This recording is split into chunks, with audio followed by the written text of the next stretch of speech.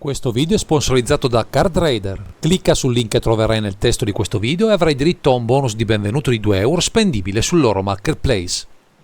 Benvenuti cari amici su Underground Sea per un video dedicato all'EDH con un occhio al budget, come sempre coadiuvati dal canale YouTube Dungeon Endless Gride, per una nuova build che prova ad affrontare il formato multiplayer con un investimento contenuto. Ci spostiamo questa volta dalle colori Ratros a quelli gialli per un approccio al gioco particolarmente ostile verso gli avversari, con un archetipo che prova a minare direttamente dalle fondamenta la possibilità di imbastire un gameplan funzionale. La tendenza ad ostacolare gli avversari si sposa alla perfezione con questa particolare leggendaria, piuttosto coriacea alle rimozioni, passando dalla morte all'esilio per poi riproporsi, come se nulla fosse, in un bittante possente, evasivo e letale. Questa volta vi parleremo di Darigraz Reincarnated.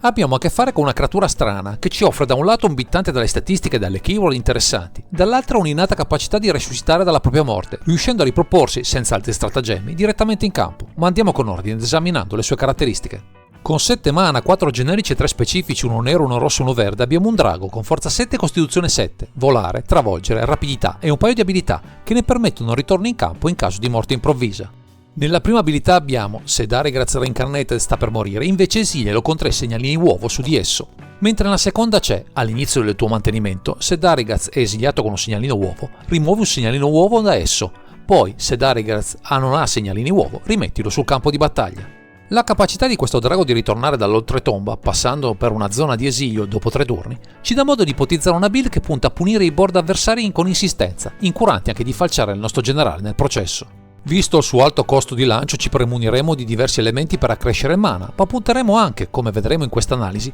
anche di fare un'altra cosa per avvantaggiarci rispetto al resto del party, distruggere le terre, nostre ma soprattutto degli avversari. Un approccio parecchio fastidioso ma assolutamente accessibile con il budget a nostra disposizione, per un archetipo capeggiato da questo Darigraz Reincarnated che sembra intenzionato a devastare tutto il party con le sue possenti ali.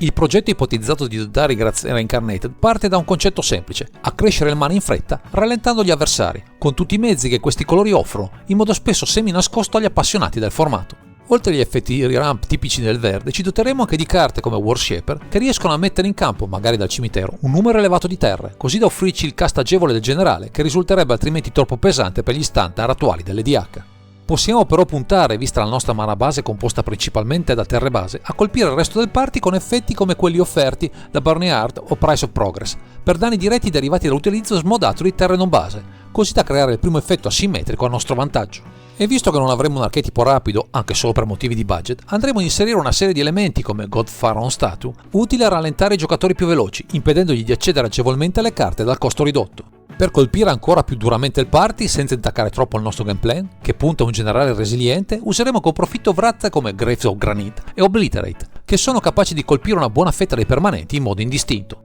Avremo persino una sezione apposita per annichilire le terre nel loro complesso, come ad esempio con Ruination, con la precisa volontà di piegare l'intero party al nostro volere, lasciandoli con un pugno di bosche, o meglio di carte inutilizzabili in mano.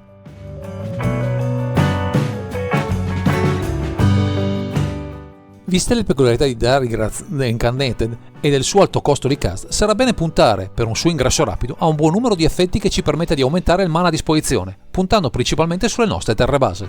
Abbiamo diversi elementi classici tra creature come Sakura Tribe Elder e Random Excavator e altri permanenti come Druid Class e Wayfarer's Bubble che possono concorrere sin dai primi turni a incrementare il land drop in campo, offrendo più benzina alla nostra azione. Oltre a questi, con le magie tipiche del verde tra Cultivate, Explore, Farseek, Arrow, Kodama's Reach, Rampant Grow e Rollins Regrowth, avremo più di un modo per popolare il board di terre base, sfruttando così al meglio i nostri limiti sul fronte del budget. E visto che punteremo nel corso della partita a distruggere tutte le terre, con The Mending the Dominaria e Splendid Reclamation, proveremo a rimettere in campo tutto quello che avremo messo nel cimitero, così da ribaltare completamente le sorti della partita in nostro favore. Questo approccio non proprio ortodosso ci permette di usare con profitto carte come Green Fist e Death Rip Ritual per guadagnare punti vita e carte nuove approfittando della morte delle creature, nostre ma soprattutto di quelle avversarie, enfatizzando il divario tra noi e l'intero party. Anche con un paio di incantesimi, Frontier Siege e Outpost Siege, proveremo a ottenere del value, tra l'altro senza spendere mana aggiuntivo, così da incrementare la distanza in risorse necessarie per colmare le lacune limitate dal nostro budget ridotto.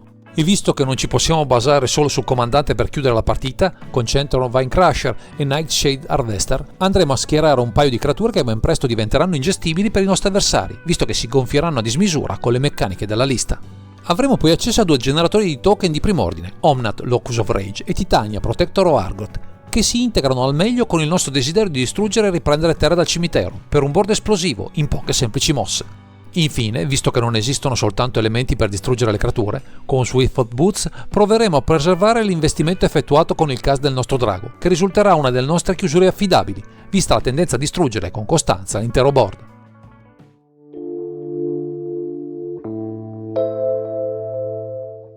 Fin qui abbiamo capito come fare entrare presto Darigraz Reincarnated, ma di certo solo con lui non possiamo ambire a vincere qualche partita. Ma ora arriviamo al cuore, malvagio, di questa build, quella che punta a trarre vantaggio dalla distruzione. Innanzitutto, anche per attivare gli enable che mettono terre dal cimitero in campo, useremo carte come Zuran Orb per effettuare a comando il sacrificio di una nostra terra, per punti vita in cambio, spesso utili per contrastare gli archetipi più veloci. Con carte come Destructive Flow e Destructive Force cerchiamo di colpire le terre di tutto il party, accannendoci in particolar modo su quelle non base, così da vederci favoriti nell'azione, con un numero maggiore di fonti di mana a disposizione rispetto agli avversari. Ci sono poi dei trucchetti come Zozu the Punisher, Ankh of Mishra, Dingus Egg e Desolation che ci permetteranno di erodere i punti vita di tutti, mirando all'ingresso di terre o al loro tap, con effetti che vanno giocati con attenzione per colpire più gli avversari che noi, magari dopo aver calato il generale, mettendo pressione ai nemici. Anche con carte come Vicious Shadows ci permette di creare un divario di danni tra noi, che schieriamo poche creature e gli avversari,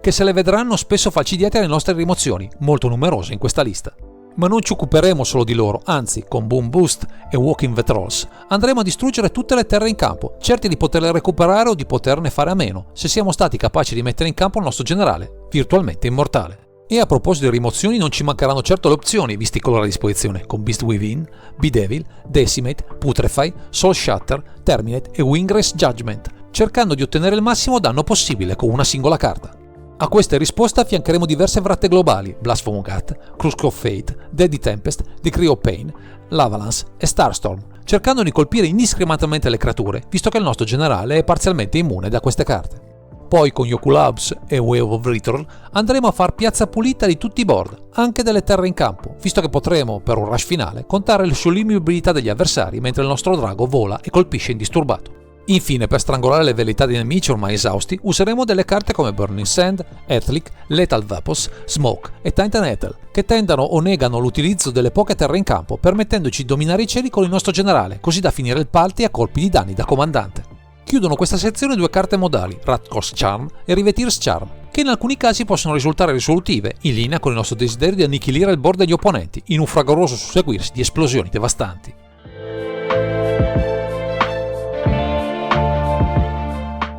Capito l'impianto che sta dietro a Darigraz Reincarnated, orientato a punire la mana base e non solo degli avversari, pur con un budget contenuto, potremo, con qualche investimento mirato, migliorarne il funzionamento, se vi piace l'idea di questo particolare archetipo. Per giocare prima il comandante o qualche spell di peso, potremo inserire Azusa Lost Bass Seeking o Wayward Swathfult, aumentando la possibilità di nuovi land drop, sempre funzionale al nostro gameplay, speso esoso nei costi di cast. Anche Exploration può venirci soccorso come medesime finalità, ma essendo un incantesimo potrà risultare più resiliente alle vratte globali presenti in gran numero in questa lista, dandoci sempre nuova benzina anche nelle situazioni più complesse. E visto che puntiamo spesso a uccidere o distruggere quel che si trova nei campi di gioco avversari, Daughty Void Walker può risultare un'ottima scelta per esiliare le carte che finiscono nei cimiteri, evitando che rianimazioni o recursioni possano avvantaggiarsi dalle nostre strategie. Anche Michaelos Hallowed, con il suo effetto di Undying, può venirci in soccorso per rendere più coriaceo il nostro board o aprirci le porte a qualche combo, nel caso volessimo variare il mix di minacce presenti tra le 99. Come protezione per le rimozioni capaci di esiliare il comandante, potremo sfruttare con profitto Deflecting SWAT, carta ottima soprattutto visto il suo costo di cast azzerato in presenza del nostro drago in campo, per un effetto a sorpresa strabiliante.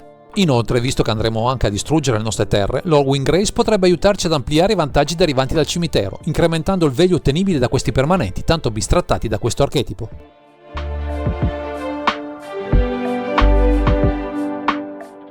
Siamo arrivati alla conclusione di questo Prime che si è concentrato su questo Darigraz Reincarnated, per una build che propone un gameplay non stativo per gli avversari, anche con un budget ridotto, provando a sfruttare una leggendaria inedita e un color pie dal grande potenziale per future implementazioni o varianti con il medesimo stile di gioco.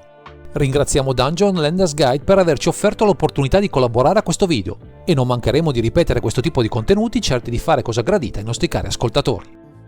Direi che questo è tutto per questo video, grazie per averci seguito e non dimenticate di commentare, condividere e sottoscrivere il canale per ritrovarci sempre qui su Underground Sea.